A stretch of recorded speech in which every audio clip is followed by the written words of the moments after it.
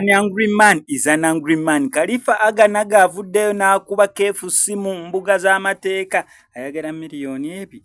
miliyoni 5. Yensonga kintanse nakali eri akategedde nkubirako mu ngalo ti an angry man is an angry man. Omanika dira mirundi ebiri okusoka nali kategeeza nti omusajja enjala gweruma abeera mukambwe.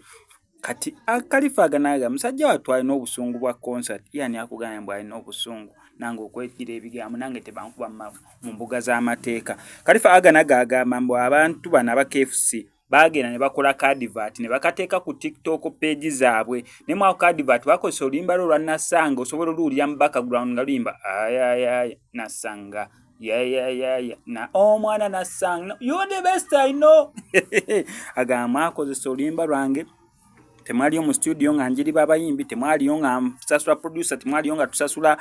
video director mwe mukutta oluyimba lwange mulukoseza mu kalango kamwe mu mutandika okubeera nga mufuna sente kyokka nga nze nnyini lwo ne concert nagifunamu sente mbadde mwagangamba ekiri eri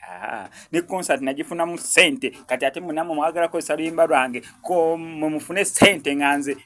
abagamba njagala miliyoni 5 eza Uganda obukadde 10 obukadde 2 obukadde 3 4 obukadde 5 ndaba nga waliwo omulyo kwanke KFC ne weyeegana kati katukajje agenda gakala mumpeeke ebisatu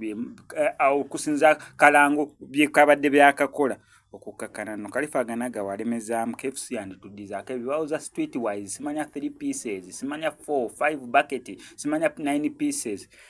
twandabanga KFC ekumizaawo okuzeetera okubeera ng'etujjamu KFC mutukoze obulungi obutagambika bana bawala nga batukase batwala ku KFC kati ne Khalifa Aganaga